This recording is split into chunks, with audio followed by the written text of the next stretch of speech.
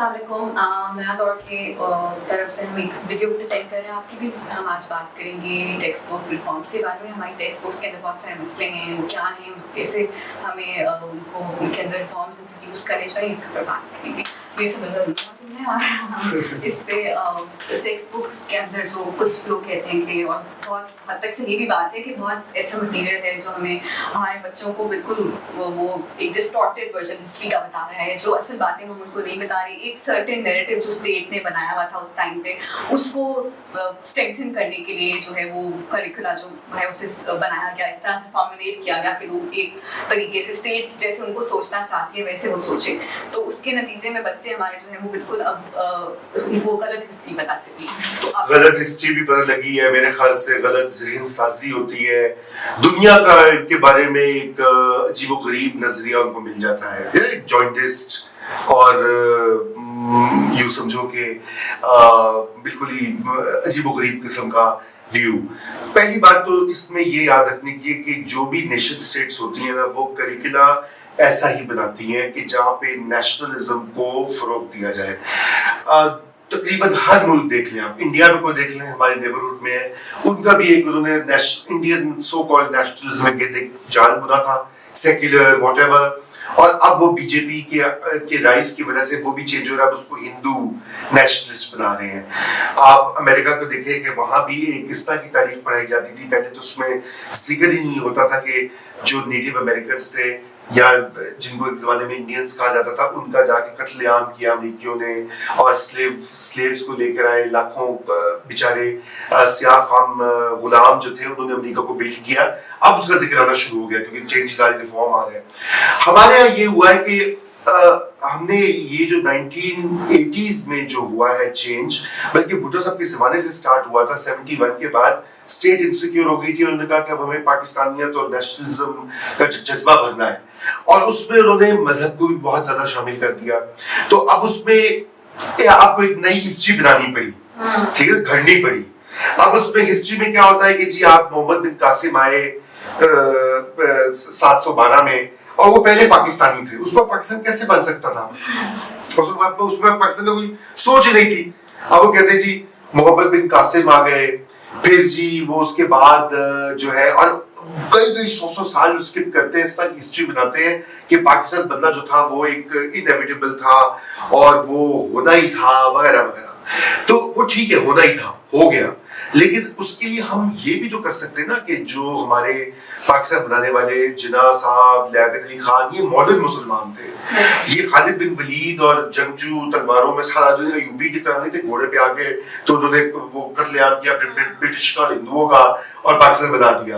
वो हमारे कत्लेआम हुआ because of administrative failures, because of communal tensions, 47 में सब कुछ हुआ, लेकिन पाकिस्तान बनने के पीछे जो मुहर्रिकात थे वो इकोनॉमिक थे, कल्चरल थे, पॉलिटिकल थे।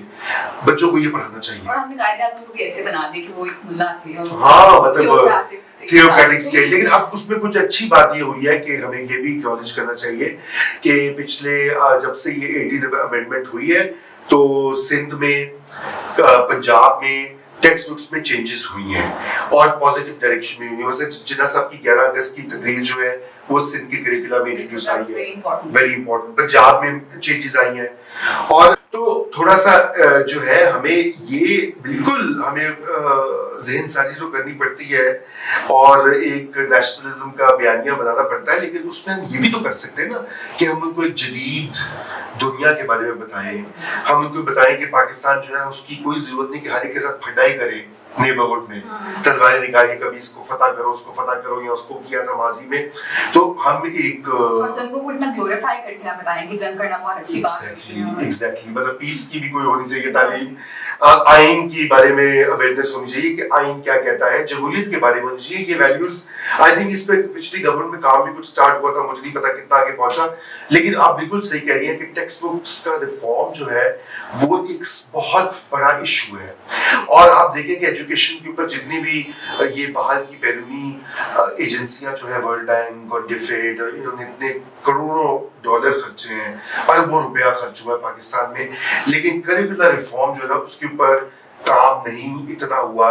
बिकॉज उस पर इतना रेजिस्टेंस आ जाता है, लोग घबरा जाते हैं, नाराज हो जाते हैं कि पता नहीं। रिलीजियस लॉबी है वो तो वैसे भी बिल्कुल resist बिल्कुल करते हैं हर ऐसी बिल्कुल, वो ये कहते हैं आप बच्चों को लादीन बना रहे हैं, वो व्हाटएवर, सेक्युलर बनाना हाँ, चाहते हैं, as if secular। secular is something। हाँ, तो वो सेक्युलर गलत समझते हैं ना। जी, तो क्रिटिकल थिंकिंग की एब्सेंस भी है हमारे यहाँ, इसकी भी यही वजह है कि क्योंकि हमने बताया नहीं है बच्चों को, तो वो सोच नहीं सकते क्रिटिकली, चीज़ों को एनालाइज नहीं कर सकते, उनकी फिर वो एक जो एबिलिटी है ना वो ही खत्म हो जाती है। तो क्रिटिकल थिंकिंग को हम प्रमोट करने के लिए क्या कर सकते हैं? आपको नहीं लगता कि स्टेट को कुछ करना चाहिए ताकि बिल्कुल, स्टेट को स्टेट को रेडिकलाइज होने से बचाएं स्टूडेंट्स? एब्सोल्युटली, सवाल उठाना, सवाल करके चीज को समझना, चीजों को डिकंस्ट्रक्ट करना, ये तो ज़हन की ट्रेनिंग भी होती है ना, वो नहीं होता हमारे यहाँ। तो रट्टा सिस्टम है ना, मदरसे में भी रोट लर्निंग है, स्कूल में भी रोट लर्निंग है, कि लोग मैथ्स के जो क्वेश्चंस होते हैं वो तक याद कर लेते हैं कि आपकी मेमोरी चेक करने का टेस्ट होता है, मेमोरी, एग्जैक्टली, कि सवाल नंबर 4.2 का आंसर 8 है, तो मतलब ये भी इस लेवल की रट्टा होता है। तो उससे मूव करना होगा, ये एक होलिस्टिक एजुकेशन रिफॉर्म की तरफ जाना होगा, जो आप क्रिटिकल थिंकिंग की बात कह रही हैं, जो सही तारीख समझाने की बात कह रही हैं, एक पुरअमन माशरे, जमहूरी माशरे की तरतीब देना, और सबसे अहम बात ये है कि सवाल करने से बच्चों को रोकना नहीं है बल्कि इंकरेज करना है। बिल्कुल, जो इतना हॉस्टाइल स्टेट को होना चाहिए उन लोगों के बारे में जो सवाल करते हैं या जो कोई दूसरी लेकर अपना नैरेटिव लेकर आते हैं, उनको they should be seen as a threat, threat नहीं है, वो स्ट्रेंथन करते हैं। बिल्कुल। तो ये हमारी डिस्कशन थी, hope you like it, feedbacks